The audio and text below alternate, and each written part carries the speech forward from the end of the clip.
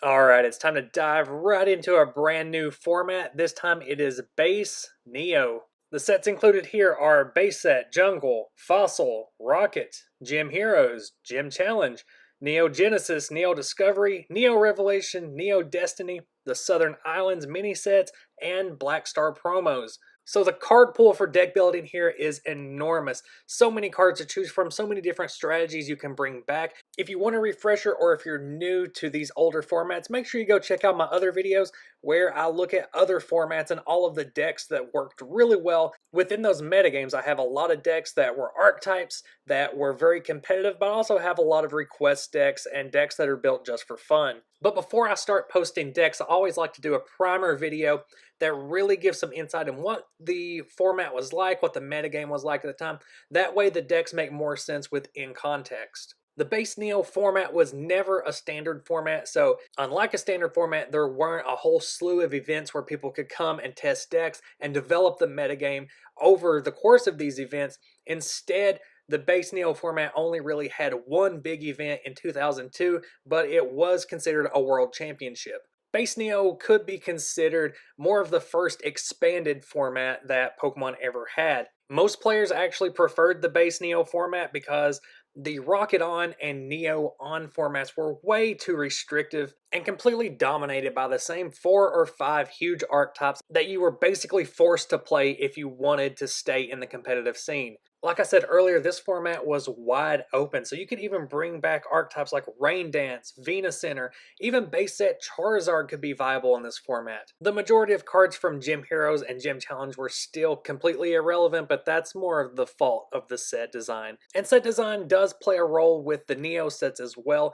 Because Wizards of the Coast was at the end of their contract, they released each Neo set in very limited amounts, especially compared to the earlier sets. So Neo block cards are harder to obtain, which makes deck building much more expensive, especially considering that the best cards from each Neo set were the holo rares, with all of the other cards kind of just being second class. So if you're wanting to build a strong archetype, you need to go for the rarer cards in sets that are already released in limited quantities. The interplay of Pokemon and trainers and game mechanics across 10 sets made for really exciting, varied gameplay. You could never fully prepare for every single possible deck that could pop up, and there weren't really any major archetypes that really ruled the format. Although there were Pokemon that you would see over and over again, there was nothing overtly game-breaking like Zaptrap or Neo Genesis for Alligator. Much like the Rocket On and Neo On formats, babies were still a huge part of the game.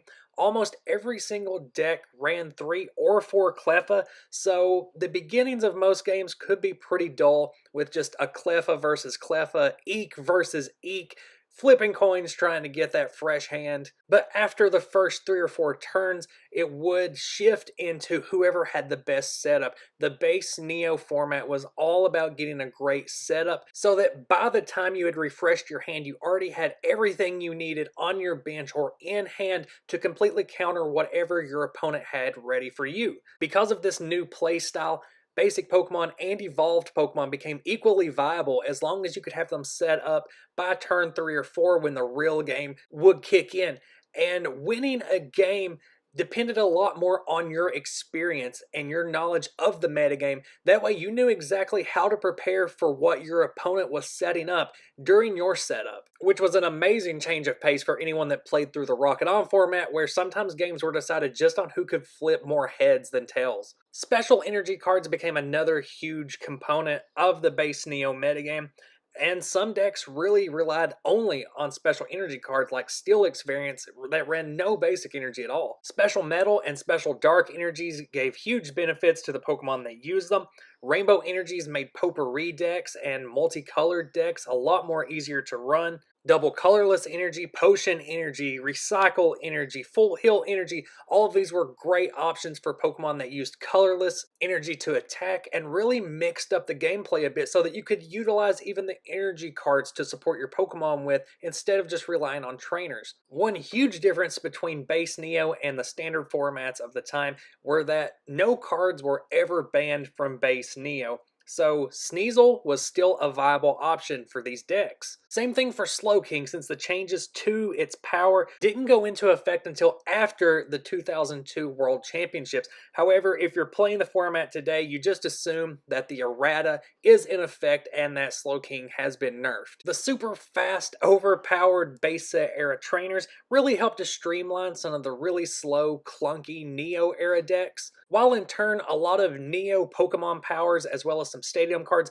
really helped keep those base set trainers in check. The standard for Professor Oak and Professor Elm became playing 2 of each in every deck. The same could be said for Gust of Wind and Double Gust, since these cards were almost interchangeable but were also situational in their use. The hand refreshing nature of Professor Elm and Cleffa made it much easier to use computer search and item finder, while the inclusion of recycle energy made using super energy removal and super potion much more viable, and it gave way to a new type of healing deck that used super potion instead of Pokemon Center. The drawback on rainbow energy of adding a damage counter on the Pokemon could actually be exploited to trigger Goldberry, which was also very popular in healing decks.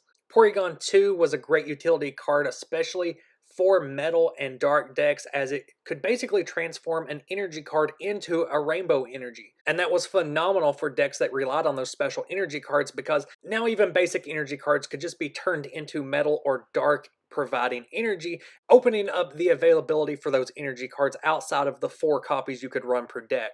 My favorite thing about this format is that the entire metagame was just a series of checks and balances. Since there was so much variety, every single deck had its own strengths and weaknesses that could really play out differently depending on what the opposing deck was. The entire reason that Sneasel wasn't banned in this format is because it was assumed that energy removal and super energy removal would make sure that it didn't run rampant, while at the same time, those 2 trainers were checked by Lass and by Cleffa, not to mention cards like Eco Gem, No Removal Gem, Energy Charge, and Nightly Garbage Run that could really get around the effects of the energy removal trainers. The speed and power of Haymaker cards could be completely walled by the Baby effect, as well as Focus Band, since it kind of circumvented the entire point of Haymaker, and also by Goldberry, which allowed you to heal in between turns. Noctowl and Dark Vileplume, which were very popular in lock decks, could be countered with Pichu, Igglybuff, or Muck. Muck was actually a huge hard counter to a lot of decks in this metagame that were power reliant, especially any deck that used Brock's Ninetales could be completely destroyed by just 1 Muck. Murkrow was basically a hard counter for all psychic types due to its resistance and its ability to trap them as the active, so this did help check Pokemon like Mr. Mime and Movie Promo Mewtwo. Because baby Pokemon were everywhere and could be really annoying to deal with, you could weaken their roles within a deck with cards like Dark Feraligatr, Broken Ground Gem, Crobat, which could KO them without flipping a coin, and Tyrogue, which was a baby designed just to KO other babies. Staples from the Rocket On format like Feraligatr and Typhlosion could really be hurt by Lass and energy removal, and then also completely walled by a brand new Parasect that blocked attacks and powers that dealt with energy cards in the discard. A lot of stall decks started to pop up around this time because you could utilize the baby effect in conjunction with cards like Focus Band in a format where deck cycling wasn't really as rampant, so most decks only ran 1 copy of Nightly Garbage Run, and that's where Apom started to see some play. And I first saw the Neo Genesis Apom played by Jason Klaczynski, and it was really smart the way he used it, as very late game you could use it to cycle in some cards from your discard that you really need.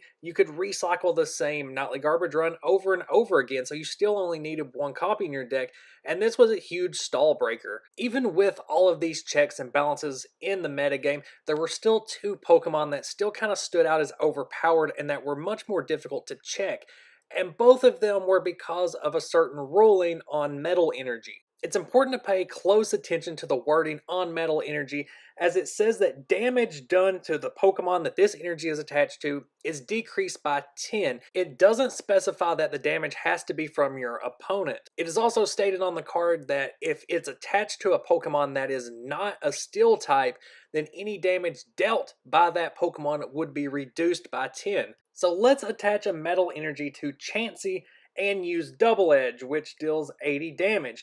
Because it is not a steel type, the damage dealt by Double Edge is going to be reduced to 70, but that's 70 damage dealt to the opposing Pokemon. Double Edge also deals 80 damage to Chansey, but because of the effect of metal energy, it's going to be reduced to 70. However, because of the other effect on metal energy, it's going to be reduced by another 10 because it's considered incoming damage. So in this case, Chansey is dealing 70 damage to the opposing Pokemon, but only 60 to itself because of the two active effects of metal energy. And the effects of metal energy do stack, so if there were two metal energy attached to Chansey when it used Double Edge, it would deal 60 to the opponent's Pokemon and only 40 to itself. This ruling on metal energy and self-damage became a huge component of this metagame because of Pokemon that did damage themselves with powerful attacks, namely Chansey and Rocket Zapdos. So I will be referencing those two Pokemon in particular throughout the deck list videos. However, in the meantime, let me know down in those comments what decks you would like to see from this format. I had a lot of requests from the base set era decks wanted me to update them for base Neo. So I'll be working those in alongside the big deck archetypes from base Neo, as well as any requests I receive along the way. I've spent the last couple of months obtaining some missing cards I had from my collection, playtesting decks, and getting really solid deck lists ready to upload. So over the course of this summer, I already have 18 decks that'll be going up, so I'll look forward to seeing what other ones people want to see. So stay tuned for more of that sweet, sweet Pokemon content. This is Drug Shunkle, signing off.